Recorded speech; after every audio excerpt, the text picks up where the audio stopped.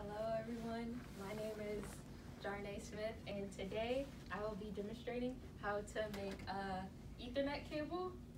So some of you are probably thinking like, why would you need an Ethernet cable when most of the time today we use like wireless internet capabilities? But if you think about it, you never know when your Ethernet cable is going to break and you'll need to make a new one, and it'd be efficient to know how instead of having to continue to buy other Ethernet cables. Actually, when you connect an Ethernet cable from your router to your whatever device that you're using, like your laptop, it actually is faster that way than wirelessly. So I like to use Ethernet cables instead of wireless.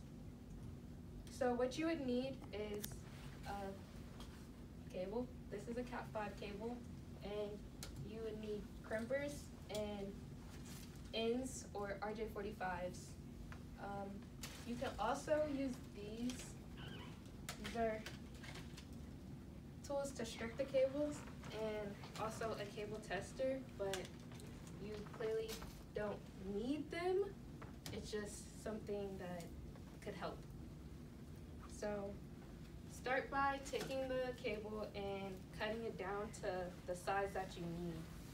So depending on how long your router is from your computer, depends on how long the cable needs to be.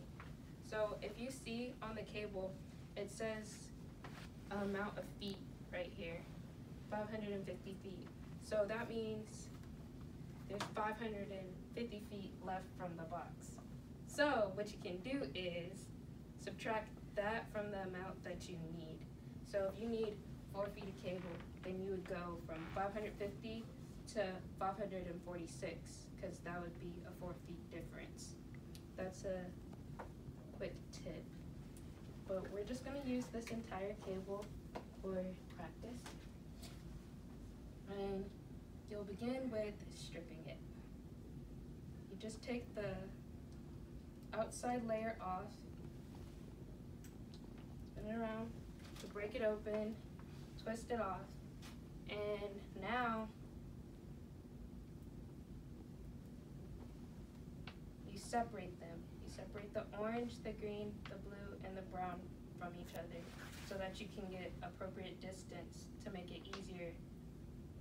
So the color code that you're going to be using is orange stripe, orange, green stripe, blue, blue stripe, brown, brown stripe.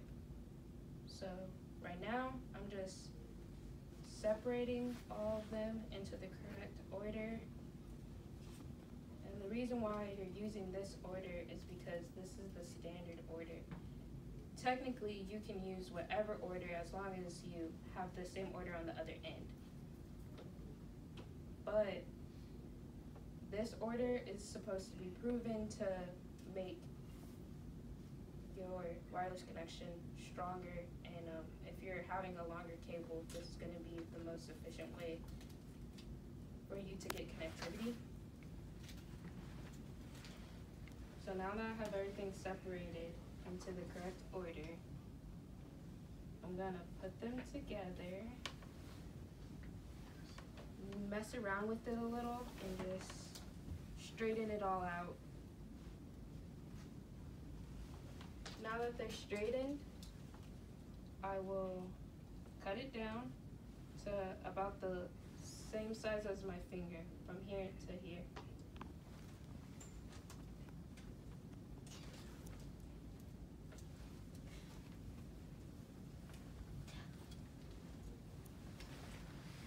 Let's start over.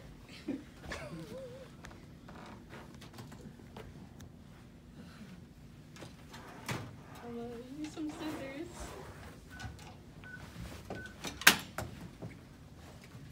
So I'll be using these scissors to cut this.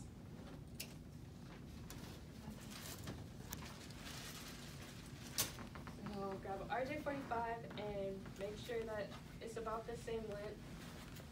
Push it through the RJ45 and have it go above the copper. The copper is this brown part right here. So now that everything's touching above the copper and everything stayed in the correct order, I can crimp it down. And you can do the same thing, or you do the same thing for the other side, and you have a cable.